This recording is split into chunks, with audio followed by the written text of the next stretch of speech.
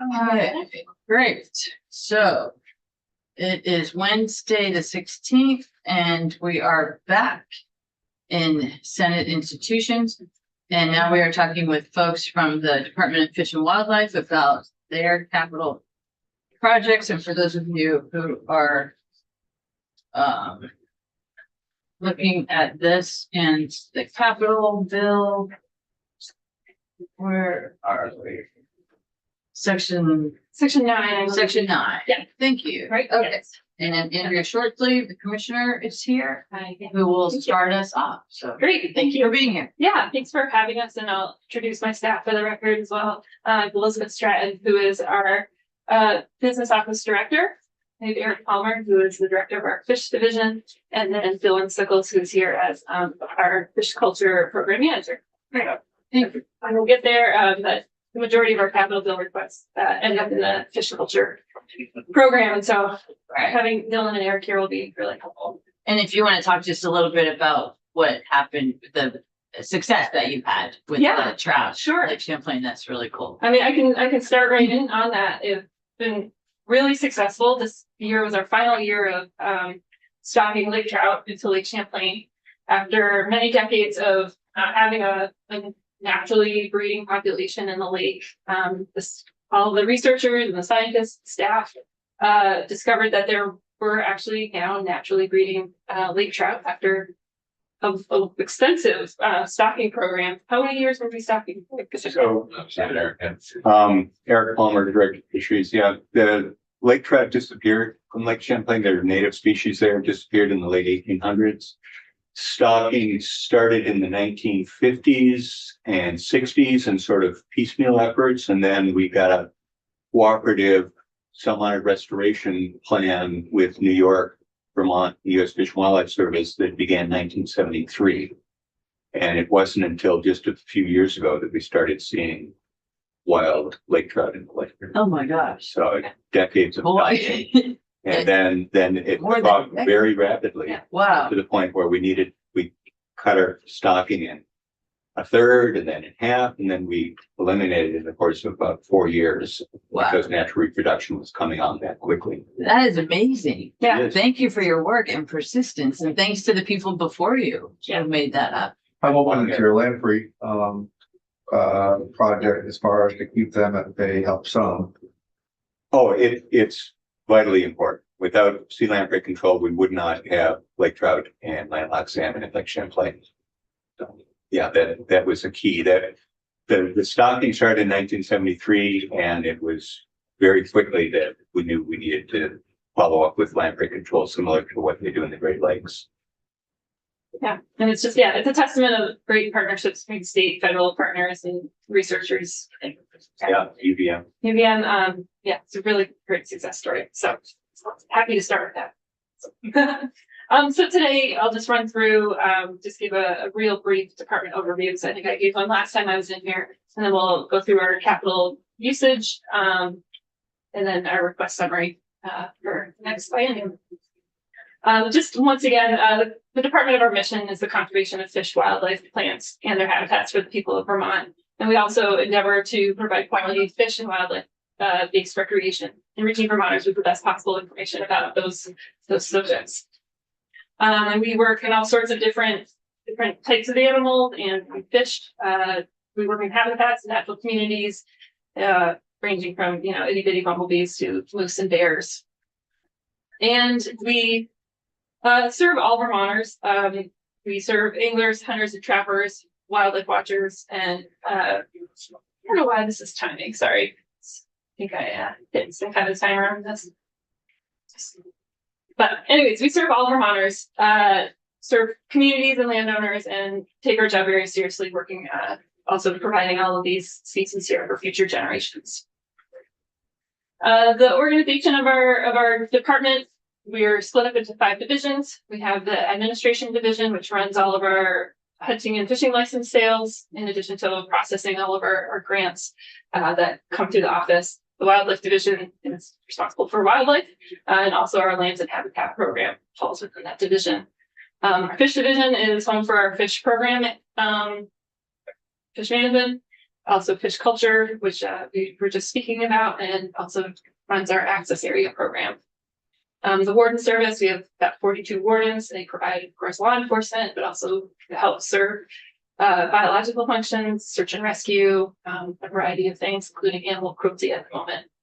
And then finally, our outreach department is responsible for all of our press releases and our hunter education programs. We have approximately 140 staff in total.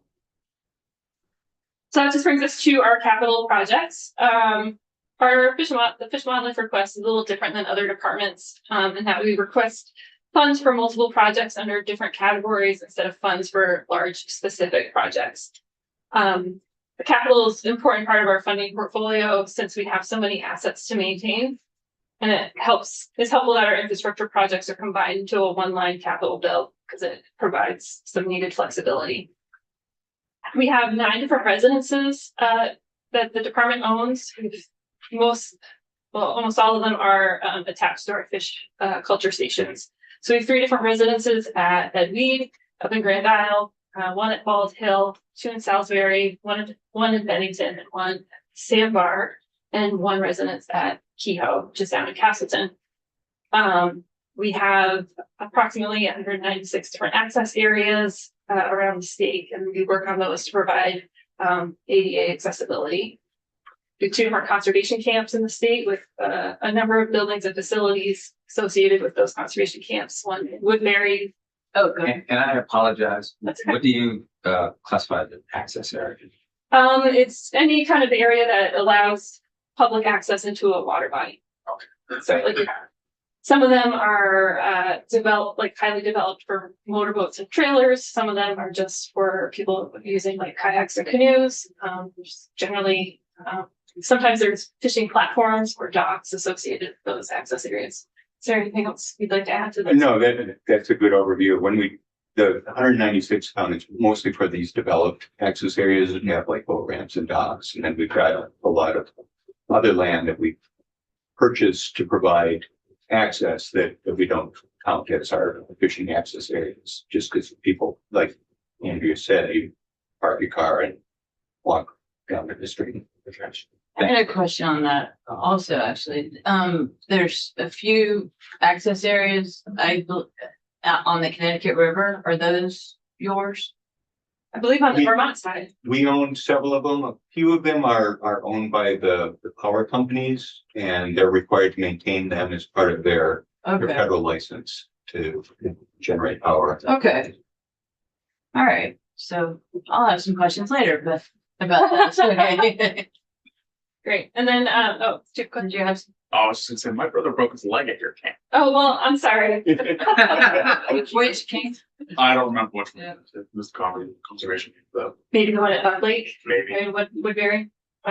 Anyways, those are great camps. They serve about 900 kids throughout each year. We also have 105 different wildlife management areas throughout the state. We use our capital bill money to help maintain all of the infrastructure on those properties, including kiosks, roads, culverts, storage buildings, and dams. And we also are able to leverage federal dollars with using the capital bill as match. So we get generally a 3-to-1 match using those funds. So our request for this year or the upcoming 2 years is $2.13 million. Our typical request for each year is between 1.2 and 1.5 million.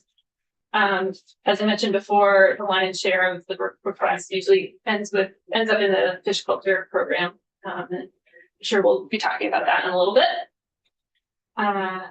There's kind of the breakdown that we have right here. And then I'm happy I think you all have the spreadsheet that we forwarded earlier in the week, and I'm happy to go through each item, or if you have specific questions about things, we'd be happy to answer those. Those might be the best way to get to kind of what you'd like to discuss. Right, does anybody have specific? I've heard that maybe the walleye people might be in some point in time. Okay, What about that? yes, I don't know where that is, but the walleye people, What about that? they, or do we have them scheduled? Yeah, they can come on Friday. Okay, great. Okay. And how do the walleye people coordinate with this?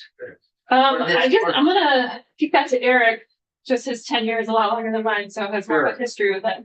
Yeah, it's called the Lake Champlain Walleye Association. Mhm. They've got a statewide focus, but their main interest is Lake Champlain.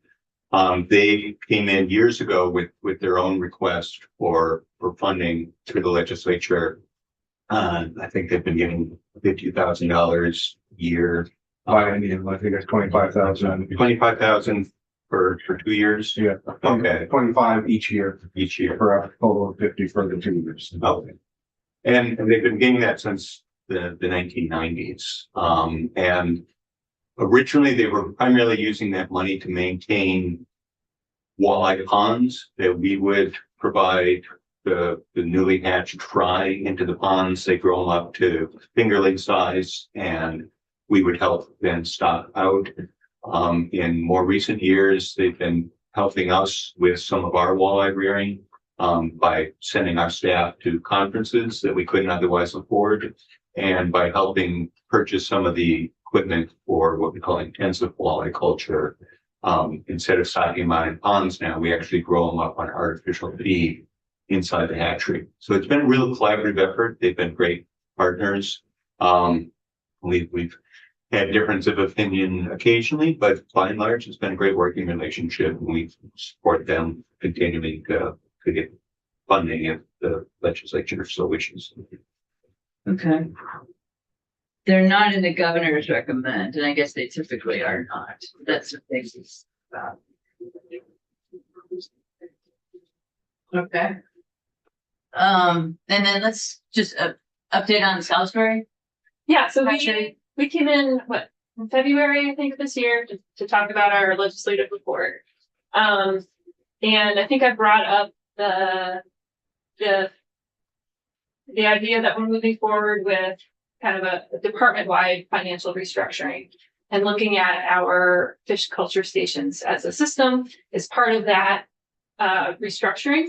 So we are in the process right now of developing an RFP to go out to get a third-party consultant to help us analyze, kind of assess our fish culture stations. And that will help inform how we move forward with our hatchery system.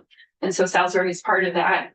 We're still having conversations with DEC on how we can ensure that we will be getting a discharge permit to continue the operation of that hatchery, because it really doesn't make sense to spend money on doing a system-wide assessment if that's a non-starter. So not a lot of change since the last time I was in here, but a lot of preparation and planning for that change. And so when you say restructuring, what exactly, what's the goal of that? Well, the goal is, I mean, it's become very clear over the last several years that our traditional funding model is not serving the department very well. Traditionally, a third of our budget has come from license sales, and a third has come from general fund. And in the last few years, while hunting and fishing participation has remained steady, the funds that we're getting from that is declining, because as hunters and anglers are aging, and the population of Vermont, our demographics are aging, more and more people are qualifying for a permanent license. And so when you get to be at 67, 66, 66, we qualify for a permanent license, and you no longer have to pay each year for a license. And just the general age of our hunting and angling population is in that permanent license range. So what that means is that we are having fewer and fewer people pay into the system to do more and more conservation work that we are being asked to do with the department. And that usually ends up meaning that we need to have an increase in general funds to cover that gap between our revenues and our expenses. And filling a program or a department of the operations, it's very difficult to plan for any kind of stability, not knowing how much general fund we'll be getting each year. So what we're doing is we're taking a hard look at all of our infrastructure needs, our upcoming, including the hatchery systems, looking at other models, other conservation models that state agencies are using, ways that they are funding their conservation programs, and trying to see if there's a better option for us out there. So, okay, so did you say 1/3 is the license sales and 1/3 general fund? Correct. So what's the other 1/3? The other third is a combination of different special funds. And Elizabeth, I don't know if you want to speak to that a little bit. The other third would be federal, like, Oh, yeah. Okay. Sorry. Yeah, sure. Forgot And then- the big one. Yeah. Speaking about maybe you'll be there, maybe won't. Right. So what's an example of another way to fund it? So for example, Missouri has eighth of a cent sales tax that goes to their conservation department. And they've been able to, I think they have a staff of over 400 people. They've been able to fund a really robust, great program there. Minnesota has a similar sort of like percentage of the sales tax that goes into conservation in the arts. Other models look like it's kind of like in layman's terms talked about as a backpack tax. So whereas now there's an excise tax on ammunition or firearms or fishing equipment, it'd be a similar excise tax on other sorts of recreation activities Like camping equipment? binoculars, backpacks, things like that. So I believe Texas has a system like that. Other examples, which of course wouldn't really pertain to Vermont, Pennsylvania's Department of Fish and Wildlife is they get revenue from fracking. So Let's not do that. yeah, no. Okay, we're not going to go there, but they're a very well funded program because of that. So looking at those things, still looking at different ways to structure, folks who use our access areas and our wildlife management areas outside of buying a hunting and fishing license or a trapping license, they don't pay into the system. And so looking at different maybe options of whether it's something like a parking pass to park at one of those areas, something like that. Right. So Do you ever get folks who are aging out wanting to still contribute?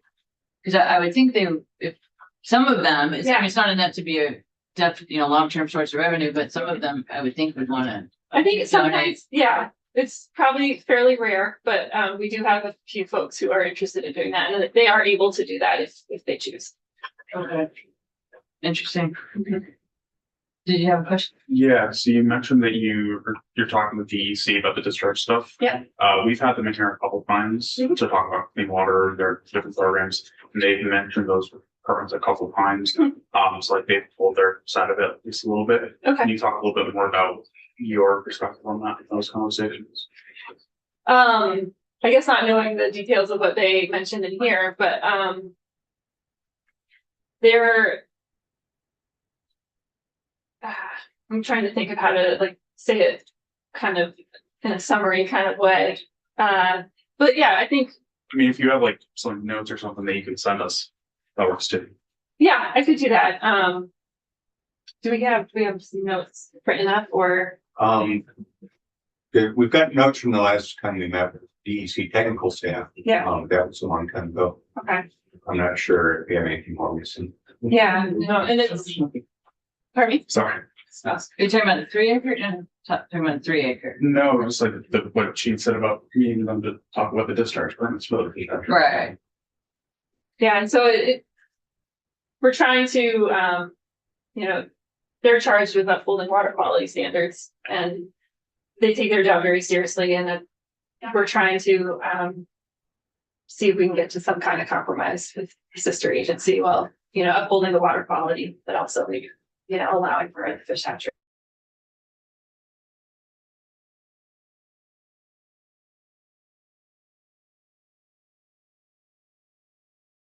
doesn't really want you folks there. And it just seems from the outside looking in that the amount of business that is generated from the sports people in this state is discounted. And it's frustrating a little bit. It's very, very frustrating. And I've said several different times that A&R doesn't really want you folks. Let's put you someplace else. Let's fund you in a different way. But it is frustrating from the outside looking in, this little fight that's going on to where I don't really know that. And I don't really expect any of you to comment on this, and I wish you wouldn't. But it just seems like you're not very appreciated for all what you do and all the revenues that you bring into the state. And that's a very frustrating part of this. We appreciate what you do. We think you do a great job. We think that not all sports people like to kill animals. I'm being one of them. But I buy my hunting licenses and trapping licenses and everything every year. I've been trapped for 30 years. I've done a lot of that. I don't bow hunt. I don't black muzzle load. I got one and I don't. I have a deer camp, but I don't shoot deer. I will once in a while, I guess. But there's a lot of people who just like to get out there and watch the animals, and all of you do a fantastic job. There's fish to catch. There's animals that can be seen.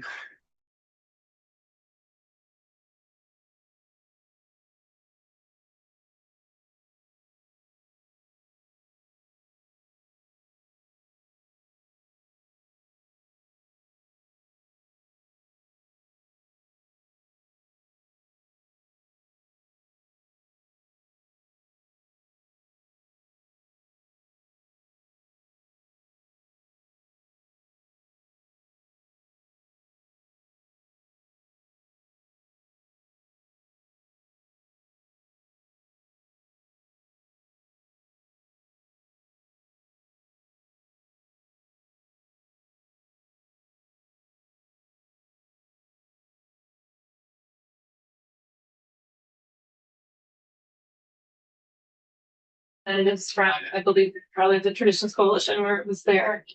Will Eldridge. Will Eldridge from our Fish Division. Part of Habitat. Right. No, it was good. And some of the information they had just, I believe they said Vermont had the highest amount of folks interested in outdoor recreation than any other state. And it really is a reason why people move here. Correct, yeah. And there are some of us legislators who are advocating for the owners of the hydro dams on the Connecticut River to contribute more to recreation and specifically to access to the river. So you should know about that. That process is coming to an end in the next few months. So it would be great if you if you're able to be engaged, but that's something We do participate in that process, both for in the recreational access. FBRC. Yeah, the FERC relicensing of the Good. stem hydro dams and the Connecticut. Wonderful, because that's happening right now, and it's just really important because they should be providing more, in my opinion, than they are providing. Because they're using a public resource. So good, well, thank you for your work, and it gets more complicated all the time, right? Okay. And thanks for being here. Do we have anybody have any questions? Thanks. Oh, thank you. Yeah, thanks for having us. Nice to see you all again. Well, I have all of you. question for Summer Ringles. What are you gonna do with that hunt? I know some more things.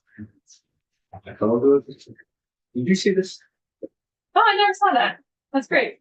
Yes. Yeah, you should send that to me. It will. Okay. I was there. Approve, approve. Actually. We need a picture of you with a fish, though. Okay, why don't we? You're not smiling, he's shivering. Yeah. Still, You know. I'm sorry. no, it's okay. I just want to figure out if we need to talk more, or if we want to adjourn. All right, thank you all. Thank you. Thank you. So, no, it's fine. It's all good. Do we have anything else to talk about? I think it's very helpful that they were here twice. And I just wanna confirm, about, the corrections and we're bringing corrections necessarily. To discuss the Wi-Fi, yes, definitely. Steve. Yeah, and see what they wanna Yeah. ask that- for. Yeah. Cause they may have asked another Yeah, way. because that's, yeah. Cause I'm getting them conflicting things, so I want to make sure. Yeah, and as far as I am concerned, based on this this week's agenda and next week, we have all of the other than the corrections issue. We have all of the folks we need to get information from. So if you all have witnesses that you need, now's the time to let me know, okay? But I think we've either had folks in once or twice on each of the sections. And we probably won't be able to finish the bill Friday. We possibly can, but by next Wednesday, I'd like to be done with the capital bill. Okay? All right, so thank you, committee, and we I'm are, sorry, when you oh. say finish to send it over to a. Correct. Yeah, finish our work as Yeah.